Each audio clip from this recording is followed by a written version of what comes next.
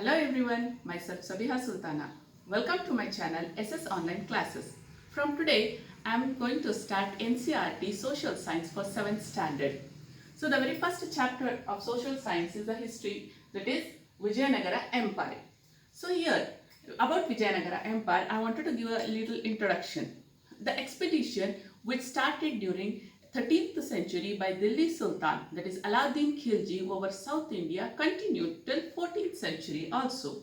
As a result, many South Indian kingdoms like Yadavas of Devgiri, Hoysalas of Dwarasamudra, Kakatiyas of Warangal, Pandyas of Madurai were defeated in this part. So at this juncture, Vijayanagara succeeded in creating a strong political power as a solution for South Indians' political issues. It ruled for 3 centuries.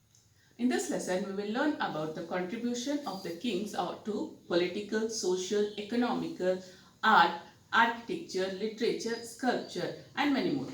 We will also learn about the Battle of Talikota, which is the main reason for the decline of Vijayanagara Empire. So, without wasting much time, let's get started.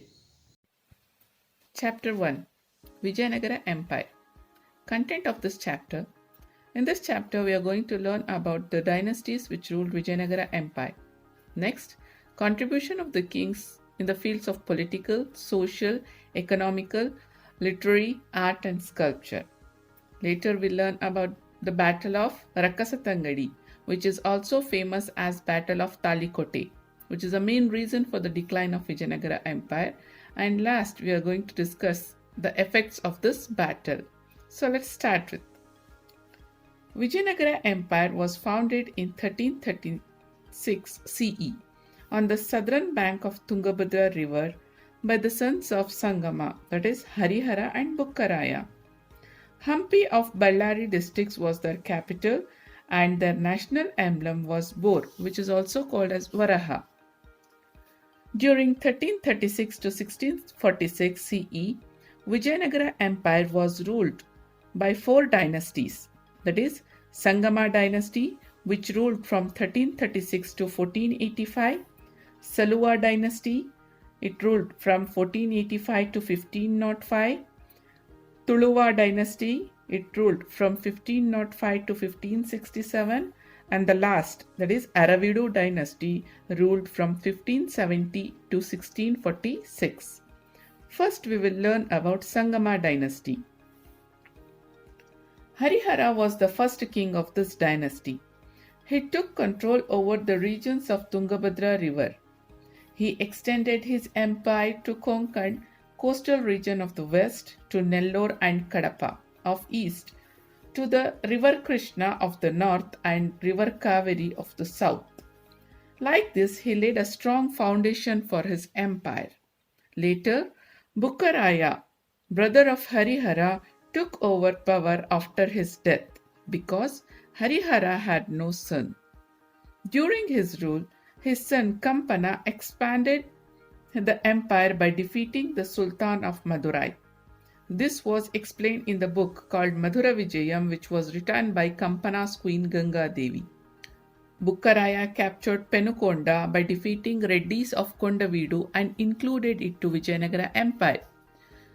Inscriptions of Shravanabelagola of 1368 CE explains that the pacified the conflicts between Jains and Vaishnavas and maintained religious harmony and equality among all. After Bukkaraya, Harihara II, Bukkaraya II, Virupaksha II, Devaraya II, and Devaraya I, Veeravijayaraya ruled Vijayanagara Empire. Among all this, we are going to talk about Devaraya II, who is also called as Prouda Devaraya. He was the famous king of Sangama dynasty, and his period was significant in the Vijayanagara dynasty. After he took over the power, he built a new army, including Muslim soldiers who were skilled in archery and horse taming. With the help of this army, he defeated Reddy leaders of Kondavedu region. He defended famous Mudugal Fort, Raichur and Bankapur by fighting with Ahmad Shah of Bahmani Sultan. His brave commander, that is Lakkanna Dandesha, defeated the kings of Kerala and Sri Lanka and collected treasures and tribute in cash. Devaraya, who had religious tolerance, built Jain and Vaishnava temples in the capital, and even he permitted to build mosque also. Telugu poet Srinatha, Sanskrit philosopher Dindima, and Kannada poet and his minister Lakkanna Dandesha were patronized in his kingdom. Veerashaivism got resurrected in his period. He had the titles like Gajabetegara, Chatu Samudradishwara, and Ariraya Vibhada. After his death in 1446 CE, his son Mallikarjuna and then Virupaksha III ruled Vijayanagara. These were weak rulers, and because of this, a strong commander, Saluva Narsimha, captured the capital. With this incident, the rule of Sangama dynasty ended in 1485 CE. Now we will learn about Saluva dynasty. After taking over the power in 1485 CE, Saluva Narsimha ruled for 6 years and died in 1491 CE. His children were minor when he died, and because of this, kingdom was in the protection of the commander called Tuluva Narsanayaka from 1491 to 1503 CE. Tuluva dynasty came into power after this. In 1505 CE, Veera Narsimha, son of Tuluva Narsanayaka, started the rule of Tuluva dynasty. After his death in 1509, his brother Krishna Devaraya came to power. As we have heard about Krishna Devaraya through stories, now let us know a little detail about Krishna Devaraya and his administration. Krishna Devaraya, he was the famous and greatest king among other Vijayanagara kings. At the beginning years of his rule, he had to face many revolts. He seized Shivanasamudra fort from Umattur chief Ganga Raja in 1510 CE. Later he won Raichur fort. Even he supported Portuguese to capture Goa from Bijapur. In 1513 CE, he won Udaigiri fort. Then in 1518 CE, he captured Kuttak, the capital of Gajapati Prataparudra, a Kalinga king, by defeating him and married his daughter Jagan Mohini. In 1522 CE, he recaptured Raichur from the king of Adil Shahi, kings of Adil Shah, Ismail Adil Shah. Later he captured Kalburgi and Bidar forts. He got released the son of king who was imprisoned by Bahmani prime minister and resorted him to power in Bidar. For this, he got the title Yavanarajya Pratishthapanacharya. Vijayanagara Empire was expanded in all four directions at the time of his death in 1529 CE. Domingopius, who visited his kingdom, stated as Krishna Devaraya was a soft person with a strong body in his book. This was all about Krishna Devaraya. Now let's know about the very famous battle, that is Rakasa Tangadi battle. After Krishna Devaraya, Achyutaraya and Sadashivaraya ruled Vijayanagara. Since Sadashivaraya was a minor and unable to rule, Ramaraya of Aravidu dynasty, that is son-in-law of Krishna Devaraya, took the whole responsibility of administration. His diplomacy expanded Vijayanagara kingdom and made it rich. The number of enemies also increased along with this. Deccan sultanates were attacking Vijayanagara often. To avenge, Ramaraya captured Vijayapura and Golkunda, and this caused the war. All sultanates united themselves with jealousy and hatred on the growth and richness of Vijayanagara kingdom. They had political difference between them, but to defeat Vijayanagara, they united.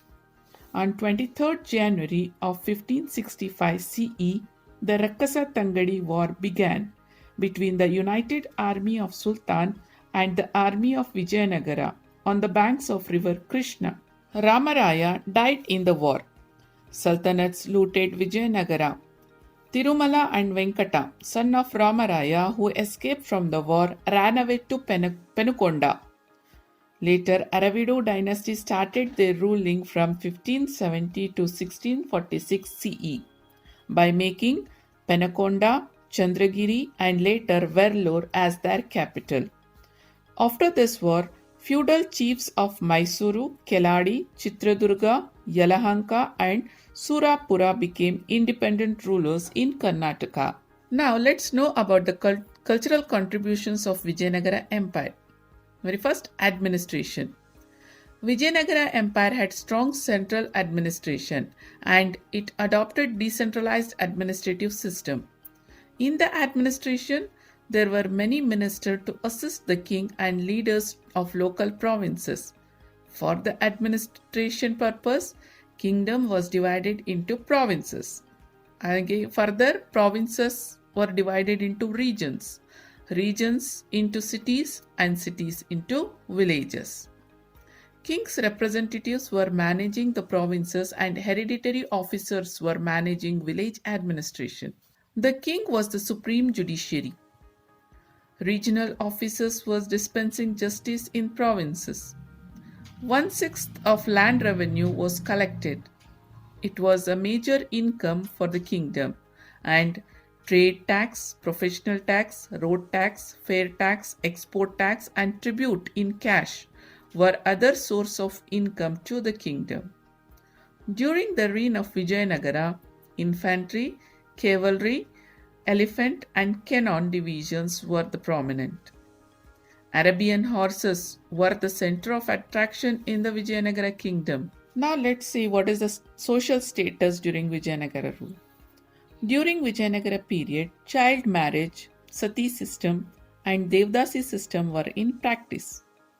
Monogamy was practiced by rich people, and kings were following polygamy.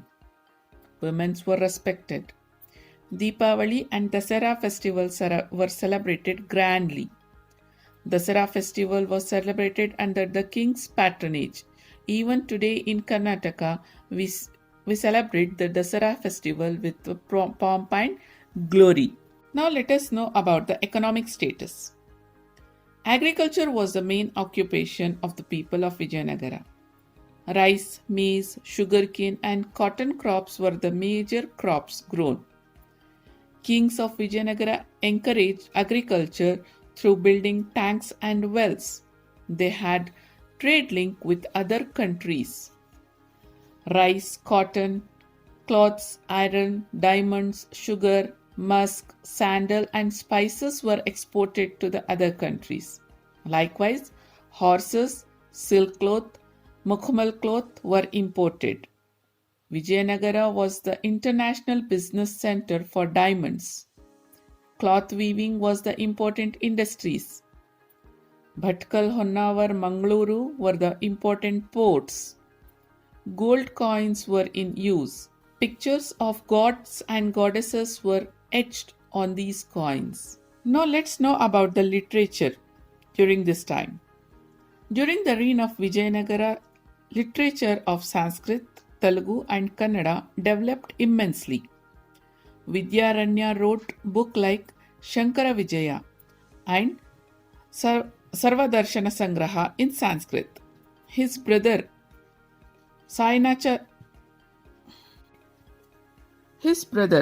Sainacharya also wrote a book called Vedanta Prakasha and Ayurveda Sudhanidhi.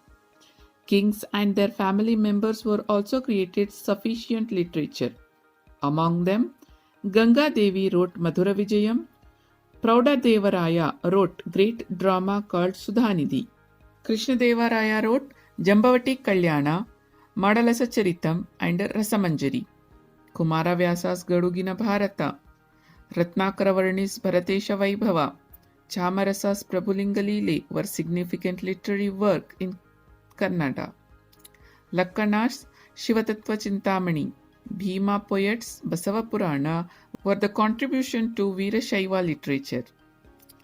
Krishna Devaraya encouraged Telugu literature. Because of this, he got the title called Andhra Bhoja. He himself was a poet and he wrote Amuktamalyada in Telugu. There were 8 famous scholars called Ashtadiggajas in his kingdom, like Alasi Peddanna, Nandi Timmanna, Srinatha, Pingali Suranna, Tenali Ramakrishna, and others. Now, let's know about the religious harmony. Kings of Vijayanagara kingdom were great followers of religious tolerance. They built a mosque in their capital. The Shravanabelagula inscriptions of 1368 CE tells us that Bukkaraya solved difference of opinion between Jains and Vaishnavas. Barbasa, who visited Vijayanagara during the reign of Krishna Devaraya, stated that any Christian, Jew, Muslim, Hindu, or any person of any religion can live happily in Vijayanagara kingdom because these kings respect all. So this was about religious harmony. Now let's know about the art and sculpture of Vijayanagara times. Great historian Percy Brown, on observing the temples, monuments, and sculptural statues, stated that art and sculptures of Vijayanagara was the evolutionary form of Dravidian style. The temples of that period were built with strong granite rock. Kalyana Mantapa of Virupaksha temple in Hampi, Hazara Ramaswamy temple, Vitala Swami temple, Krishna Swami temple, Kamala Mahal, Sringeri's Vidyashankara temple are some important temples which were built during their rule. Very spacious enclosures, high towers, very wide marriage halls, meeting halls, spring pavilions were the features of these temples of Vijayanagara period. Kalahasti, Sri Shaila, Tirupati, Chidambaram, Sri Rangam, Kumbakonam, Kanchi, and in other places, art and sculpture of Vijayanagara can be found. Stone chariot, idols of Narsimha and Ganapati illustrated the monolithic stone sculptures of Vijayanagara reign. Dakshinadi music, which is introduced now as Karnataka music, had reached even common people then. Purandaradasa and Kanakadasa contributed a lot to this field. So this was all about the chapter, that is Vijayanagara Empire. To know more interesting things like this, stay tuned and keep learning. Thanks for watching.